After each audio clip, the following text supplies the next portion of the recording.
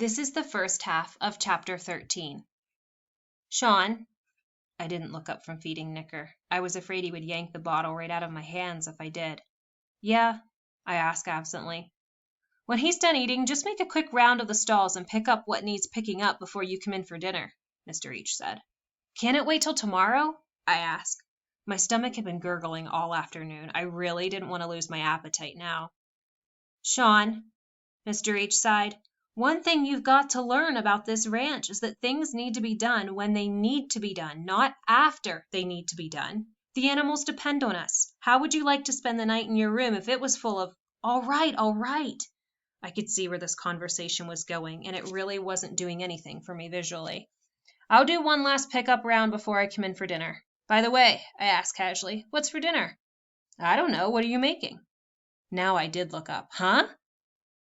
Now that you're staying here for a while, you'll have to help out with the cooking on a regular basis, and tonight's as good a night as any to get started. I rolled my eyes and tried to fight back the angry words. He was taking advantage of me. Does all this count for my hours? I asked, trying but failing to keep the frustration out of my voice. Of course, he said easily. It all counts. He left, probably going to sit and chew on his pipe and listen to the radio in his easy chair. The fact that I had 3 chores to complete before I could sit and relax kept buzzing around in my head. And even then, the angry wasp in my ear whispered, You won't be allowed to relax. Oh no, he'll make you sure to go upstairs and work on your homework for a few hours. Knicker butted my chest and whinnied at me.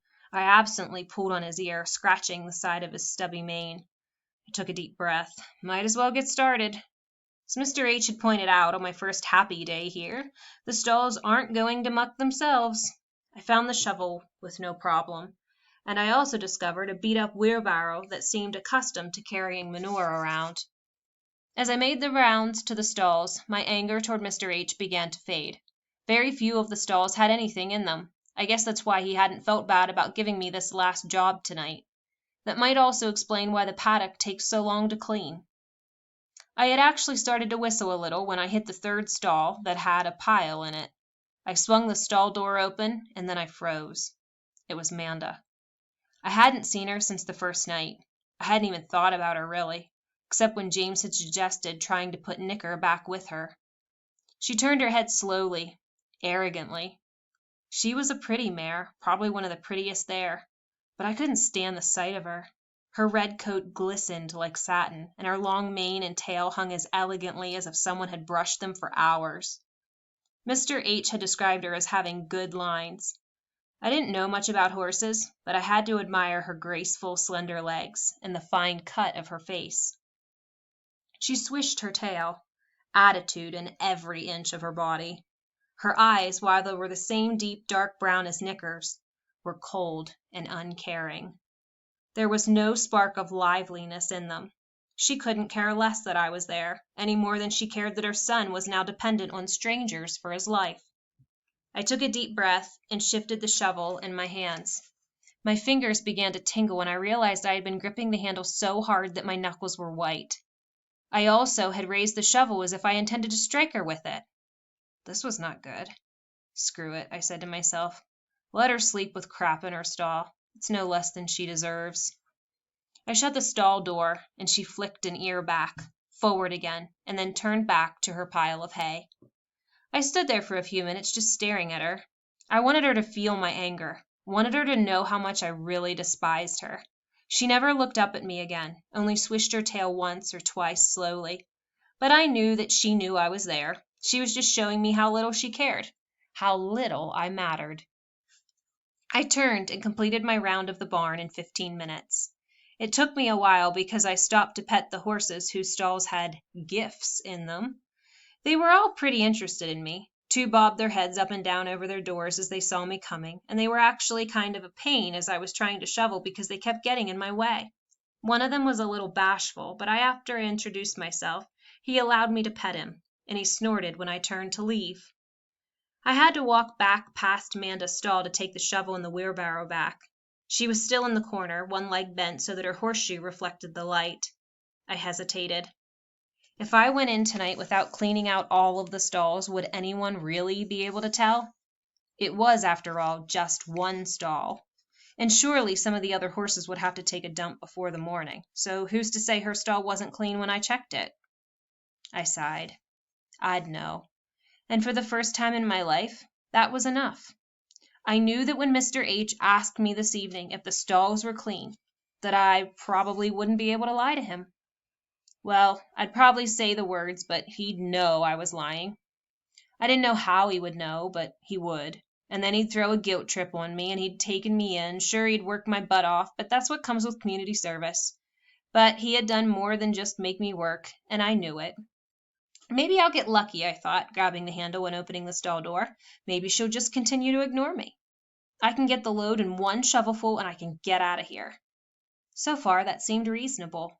She hadn't even turned her head when I opened the door. I quickly stepped inside, trying to be quiet, willing myself to become invisible. I loaded the shovel, but she had left quite a pile, and I would have to come back. I stepped out into the corridor and dropped the load into the wheelbarrow. When I turned around, I flinched. Apparently, she could move quickly and quietly, too. She was already walking through the door. I hadn't even heard the straw rustle when she moved. "Where do you think you're going?" I demanded. I stepped forward, intending to just shove her chest and get her back into the stall. She laid her ears back against her head and bared her teeth at me. Something inside me snapped. I didn't feel it right away, but something inside me really snapped. I lifted the shovel. She shook her head back, and her teeth were bared. I could just see her thinking that people had tried to scare her with shovels before, so it really wasn't going to work this time. Her eyes had an evil glint to them, and I was reminded of how she had ripped Mr. Hassler's shirt and arm the night Nicker was born. I turned the shovel so I was holding it above the blade with the handle over my shoulder like a bat. I had no intention of just trying to scare her. She snaked her head in, going for my thigh. The handle arced up and over, and I brought it down squarely on her muzzle. I stopped putting force into it about halfway through the arc, allowing gravity to finish the job. I didn't know what kind of reaction to expect, but the last one I was looking for was a renewed attack on her part. She lunged for me. I wasn't ready for it, and she knocked me clear into the next stall. In the process, she used her teeth to try to remove my shirt. I couldn't believe how much it hurt. I jumped up, never really feeling myself hit the ground, and I grabbed the shovel, this time just at the top of the handle, and I brought the shovel up as hard as I could into the middle part of her rib cage. It hit her with the broad side of the shovel, not with the edge, and I felt, rather than heard, a solid thunk as it connected with her. She gave a startled grunt with a whooshing sound like I had knocked all the air out of her. It stopped the forward motion of her head. I was relieved because it looked like she was going to get ready to take a chunk out of my leg. Amanda dropped her head down close to the ground and began to shake all over. Whether from fear or rage, I couldn't tell. I waited for a minute, the anger in me slowly boiling over. "Go on, get back in your stall," I had started, out in the moderate tone, but by the end I was shouting. Her head came up slowly, nostrils flaring, and her ears were pinned back again. This time, though, I wasn't playing defensively. I brought the shovel out against the front of me and gave all of my strength to a backhand swing to her chest. She jerked her head up even higher and reared up on her hind legs. I swung again, hitting the soft underside of her belly. She came down quickly. I started thrusting the shovel at her like a huge sword. When Manda backed into the stall wall, she hesitated and began to turn slightly. "No way," I panted.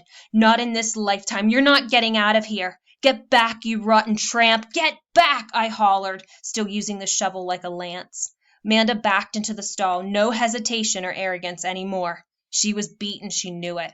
I knew it too, but I kept after her, kept driving her back into the stall until she was huddled into the farthest corner, trying to escape the blows of the shovel. I lost all track of time. I could have been there 3 seconds, 3 minutes, 3 hours. I hit her again and again with the shovel handle, and I yelled at her, I cursed her, I cried because of her. Steel arms caught mine in the middle of one of my weakening swings. A vise of muscle came around my midsection and pinned both my arms to my side. "Sweet Jesus," I heard Mr. Hassler whisper from the corridor behind me. I stopped fighting. I blinked twice, trying to clear my sight. There was no way I saw what I thought I saw. Manda was down on the straw, bleeding from several places. Her body was shaking violently. The grip around me was continuing to tighten. I yelped involuntarily. "Let him go," Mr. Hassler told James. Sean, come inside the house. We'll need to make a couple of calls to the doctors." For a minute or two, it didn't seem that James was going to listen to Mr. H. It seemed that he was out there just going to continue squeezing the breath out of me until I fell to the ground as Manda had. When had that happened, I wonder? I don't remember seeing her fall. Slowly, ever so slowly, James released me. I turned and stumbled as I went for the door. When I reached out to grab the wall for support, I bit back a cry. The sharp pain in my shoulder reminded me of what Manda had done to me. I kept my eyes down. I couldn't look at Mr. Hassler. I knew there would be fire in his eyes. I knew I had crossed an unforgivable line, but I didn't remember crossing it. I didn't mean to hurt her. I had just wanted to get her back into her stall. If she had gotten out, I would have been in trouble, so I tried to put her back, but then blindly I followed Mr. Hassler through the barn. Nicker nickered when we passed his stall, but I just couldn't look at him. Just thinking about him and Manda made me sick. The cold air hit me, stinging my face, sending new needles of pain into the open wound on my shoulder. I stopped just outside the door and threw up.